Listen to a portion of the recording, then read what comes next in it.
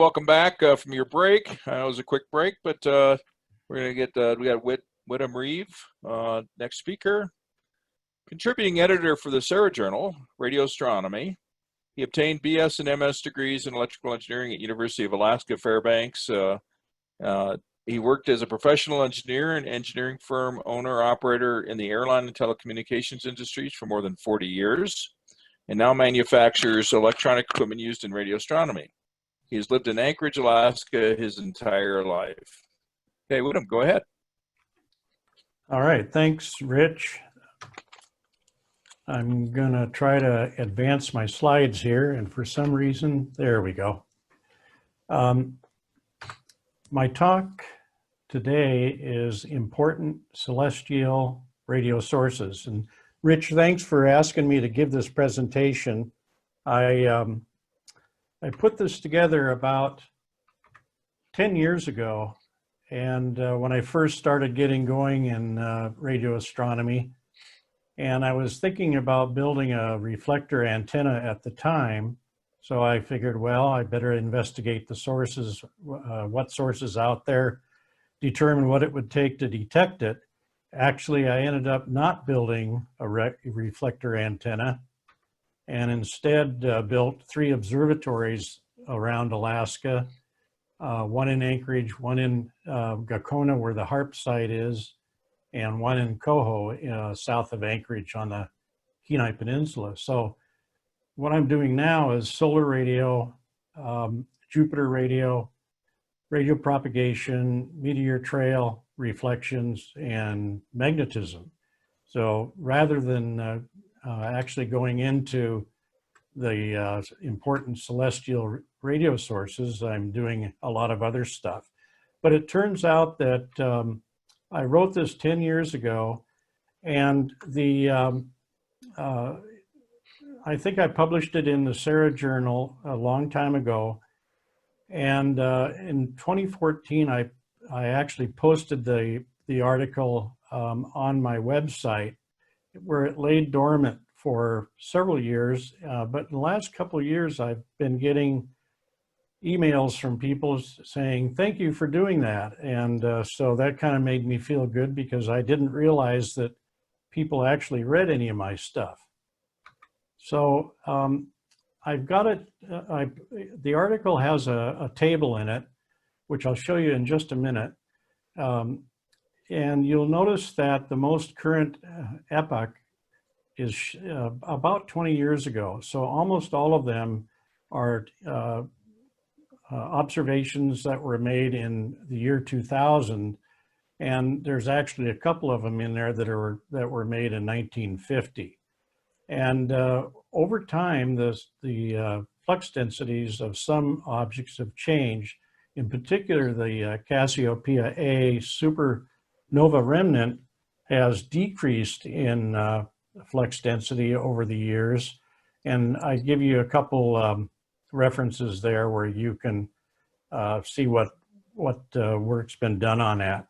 And there's very possibly others that are shown on my list that are, the flux densities are not current by any stretch of the imagination. So this, I limited my, the research that I did to spectral flux densities greater than 40 Jansky. Not that I thought that I could observe down to power levels that small. It's just that I arbitrarily chose that as a breaking point. And you'll notice that up here at the very top, the most powerful source at the time was the supernova remnant Cassiopeia A. And I also noticed that the frequency is 1420. That's a very popular observing frequency because that's your neutral hydrogen. There's a couple others that are at other frequencies. And so these, the flux densities that you're seeing here were made at that frequency. And as I mentioned just a minute ago, Cassiopeia A is much lower than this now. I think it's down in the neighborhood of maybe 900 Janskys, something like that. So it would drop down down to here somewhere. But in any case, I've got these broken out by object name, and these refer to the catalog that they're listed in, and then their coordinates in right ascension and declination, when the measurement was made, the actual density and the frequency. And a lot of these specific radio objects shown on the left column have other names as well, or they may be nearby some easily recognized object. So I've shown those over here in the far right column.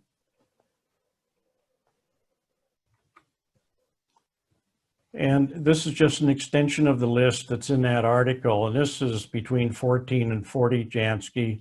And now you're going to have a pretty good sized array, or a really large dish antenna to be seeing things this small. But I've got them listed there anyway, in case you want to take up the challenge. Hey, Whit, Wolfgang on the thing says his latest measurement about 2 years ago of Cas A is 1550 Janskys. 1650? 1550. 1550, okay. So that's not too bad. Yeah, it's still definitely up here at the top, but it's probably not the very top right now. So yeah, thanks for that, Wolfgang. Here's the end of the list, and it looks like I went down to 10 Janskys here, and again, you're going to have a pretty good sized system to be observing that. Now, having using equatorial coordinates, right ascension and declination, never made a lot of sense to me. I mean, I understand the principles and all that, and I can figure it out. But all my working life, I used elevation and azimuth. So I wanted to kind of get an idea of, okay, where in the sky are these objects, these radio objects that I've got listed in that table? So I made this chart or this map, and the underlying map, the contours that you see here, came from an ITUR document, P.372. And the map is, the contour on this map are actually at 408 megahertz. Yet the objects that I'm showing here, for example, here's Cassiopeia A, the table shows that at 1420 megahertz. So don't get confused by the contours. It's just that I wanted to have some visual reference so that I could look up in the sky and say, oh yeah, there's Orion. And even though I already know where the constellation is, this map here should help you a little bit trying to figure out where in the sky these things are. And here's the ecliptic, this dashed line here, S-shaped line. And of course, this is the Milky Way. This is our galaxy, the equatorial plane, or the plane of the galaxy, this large, dense S-shaped thing here. Now that map that you just looked at is a composite of 4 individual quadrant maps, which I'll show in a minute. And these are, I took these straight from the ITUR recommendation and scanned them, and then brought them into a drafting program. I use Visio for that, which I don't recommend anymore. But I brought it into Visio and then put the colored ovals on it. The annotations on that map only show locations or sources with flux densities that's greater than 40 Jansky. Here's one of the quadrants here. And if you go back and look at the map, you'll notice that the declination is shown here on the left-hand scale with 0 in the middle and plus 90 and up, and then minus 90 down. And then the right ascension is 0 to 24, but it's kind of quirky. The original maps go from 12 on the far right, lower right corner, to 24 in the middle, and then go from 0 to 12 over on the left-hand side. So it's not like you're reading a continuous 0 to 24. It's kind of split down the middle. And the quadrants are basically the same way. 0 starting on the right to 12 hours on the left. And this is the upper left quadrant, so it goes 0 to 90 degrees here. And there's 4 of those, and one for each quadrant. And I don't believe those are in the online article, but if anybody wants these individual maps, I can certainly send them to you. So just contact me and let me know. And another thing that I did as part of that article is I went through and wrote up a definition for each of those columns that are shown in the table. And I really did this for my own use because I didn't really know what a lot of that stuff meant at the time, and maybe even today I don't. But I wrote it up anyway, and I tried to use good sources. 10 years ago, Wikipedia was not nearly as good as it is now, so I have tried to avoid using it at the time. The object name, these came from catalogs, and if you go back and look at Tom Crowley's article back in the 2010, November 2010 issue of the SARA Journal, he wrote an article on what these catalogs mean. It was titled Introduction to Astronomical Catalogs. And that really helped me figure out the nomenclature that's shown in the left column of of those tables. Right ascension and declination. If you want to study up on that, certainly there's 100 million sources on the internet that'll explain this to you. Most of them right, some of them wrong. The epoch is the time reference for the observation that's listed in the table. And this changes over time because of the way the Earth drifts through its orbit. And of course, the objects in the sky are moving as well. So you'll have to, if you want to get a closer reading for the coordinates of any object, then you'll need to update the epoch that I've listed there. But for most amateur projects, I think that you don't need to worry about that too much. The flux density, the spectral flux density is given in Jansky, and it's a pretty small number, 10 to the minus 26 watts per square meter per hertz. So if you can observe one Jansky on your system, you've got yourself a pretty doggone good system. The frequency, like I mentioned before, those observations were made at specific frequencies. And if you're going to observe at another frequency, either above or below, then you're going to have to make some adjustments. And these the flux densities on a lot of objects are proportional to the frequency to some exponent. And some decrease with increasing frequency, And some, like pulsars, for example, most of those increase with decreasing frequency until they get to a rollover point. So you need to make sure that you are using that information correctly. The other name, that's a less formal name usually.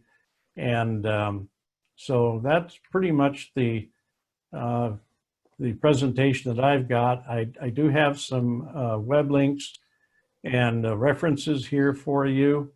And if you have any questions, you can contact me. But meanwhile, I want to show you one of the hazards of working in Alaska.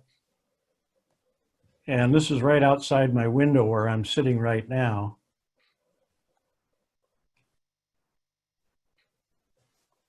That guy wandered by about 11 o'clock at night. So when I'm out mowing my grass, I carry a shotgun.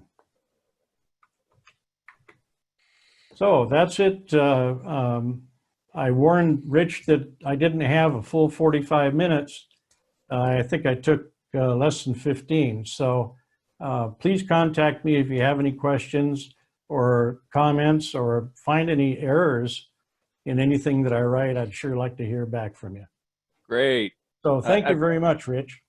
Oh, thank you. This is excellent. In fact, I use your picture. It's posted up at our command center.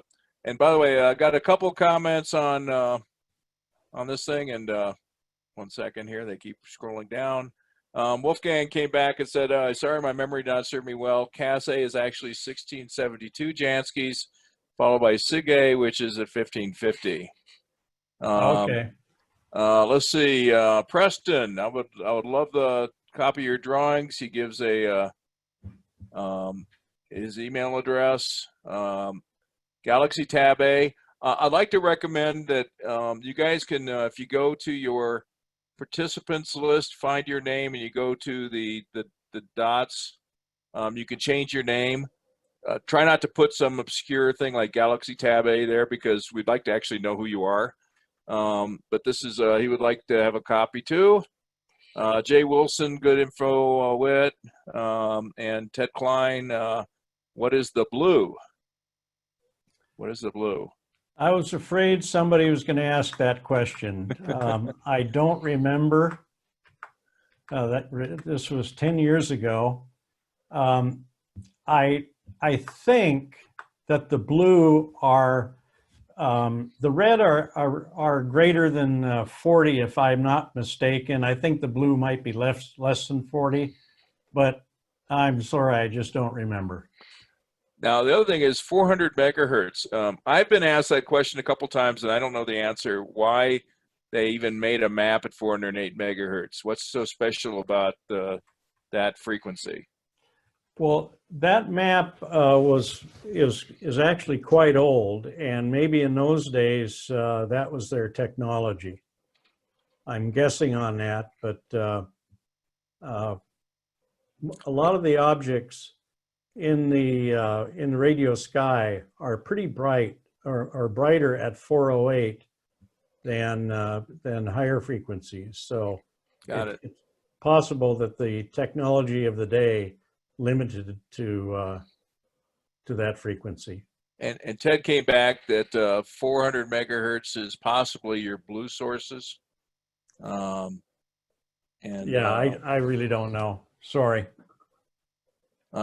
Galaxy Tab A is Kim Hay. And okay. Thanks, Kim, for identifying yourself. Let's see what else. By the way, this is a great, this article is a great article to print out, and you start observing, especially to find out if you're actually looking at anything real. Because if you can't, my guess is amateurs really can't pick out anything but the big reds and the blues on this chart. And if you're not looking at that, you're probably looking at noise. And that's my experience. And so the 408 mystery continues. That's it. That's it. No one knows. Now, I understand, and maybe Wolfgang can do on this, that the for pulsars, 408 seems to be like one of the peak signal levels on pulsars. And then if you go down to 1420, it actually decreases. So that that appears to be a number. Yeah, many of the synchrotron radiators that's referring both to pulsars and many other sources, they sort of peak around the 400 megahertz range and then they drop off. And that's in contrast to thermal sources, which increase with temperature, with the frequency. For example, if you look at the moon, it's pretty low at 400 megahertz, but when you go to a couple of gigahertz, it really gets bright. So if it's a thermal source, it increases with frequency. If it's a synchrotron source, it decreases. Okay. And I got from Fred Erskine, 408 is a protected radio astronomy band. You got to join the subcommittee, Fred. That's probably another one. Is that it's a band. That's where everybody looks, and so that's where they want us to keep looking. Okay. I think that's it. Outstanding, and what that's what I'm saying. One of my goals in life, besides getting as many pulsars as Wolfgang, is writing as many articles as you. Right, so keep plugging away on the. I really you're an expert on the journal, and you're always there. And Rich, I'm gonna I'll copy down these email addresses to people that are interested in the maps. If I don't get them all, though, maybe what people should do if they want the map, send an email to me, and. There you go. My address, email address is shown in that in the presentation and also in the article. So have them contact me and I'll send it out. Okay. I got from David Fields, those of us who use Radio Eyes planetarium program can select 408 megahertz or 21 centimeters. Background, do you use it? What was that again? From David Fields, those of us who use Radio Eyes planetarium program can select 408 megahertz or 21 centimeters background. And he wants to know if you use that. Oh, yes, I use Radio Eyes. That's the premier program as far as I'm concerned for finding specific objects. All right.